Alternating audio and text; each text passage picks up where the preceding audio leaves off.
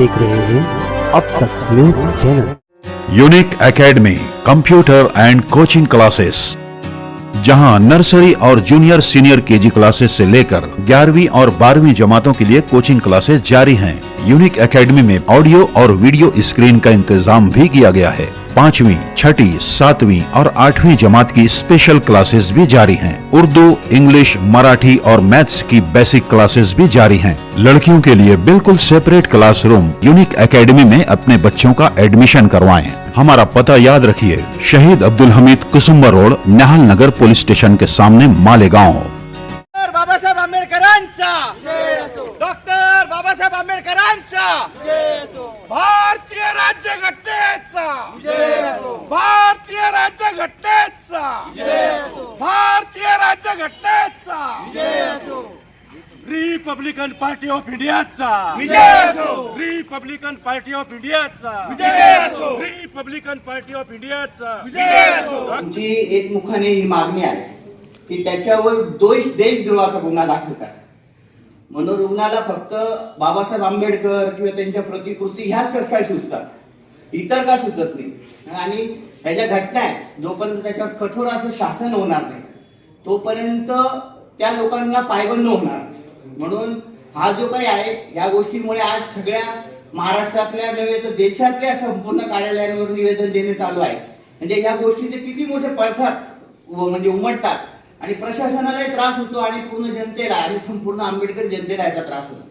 तर याच्यावर जर का कठोर असे शासन जर द्यायला लागले तर मला असं वाटतं की पुढे अशी हिंमत कोणी करणार नाही. संविधानाची विटंबना झाल्यानंतर साहजिकच आहे, जे नामर्द असतील ते आंदोलन करणार नाही, जे मर्द असतील ते आंदोलन करतील.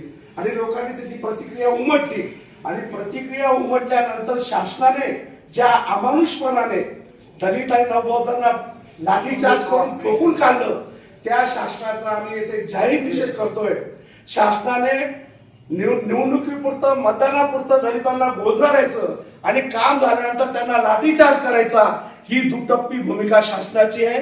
आम्ही या शासनाचा तीव्र निषेध या घटनेच्या माध्यमातून करतोय.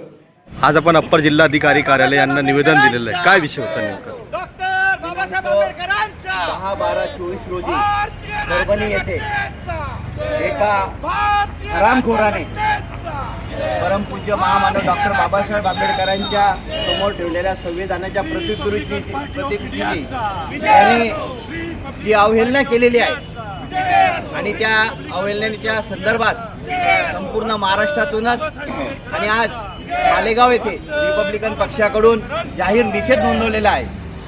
आणि प्रशासनाने जे काही या गोष्टीला गांभीर्याने दखल घेतली नाही, उलट आंदोलनकर्ते जे आहेत त्यांच्यावर कोम्बिन ऑपरेशनच्या नावाने लाठीचार्ज केला.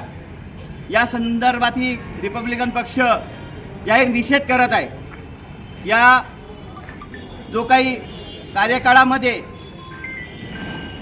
आंबेडकरी जनतेवर जो अन्याय होत आहे याचे प्रमाण वाढलेले आहे आणि कुठल्याही व्यक्तीने असं घाणेरडं कृत्य केल्यानंतर केवळ त्या व्यक्तीला माथेपिरू असं संबोधलं जातं आणि माथेपिरू म्हणून संबोधल्यानंतर त्याच्यावर काही मोठी कारवाई होत नाही. आज रिपब्लिकन पक्षाने जाहीरपणे सांगितलेलं आहे की त्या व्यक्तीवर देशद्रोहाचा गुन्हा दाखल करावा आणि कडक कारवाई अशी करावी. जर ती कारवाई झाली नाही तर रिपब्लिकन पक्ष भविष्यात मोठे आंदोलन उभारेल. जय भीम. 10 तारखेला परभणी येथे संविधानाची जी विटंबना झाली, जो प्रकार झाला, हा प्रकार अचानक घडलेला नाही अशा मताचे आम्ही आहोत.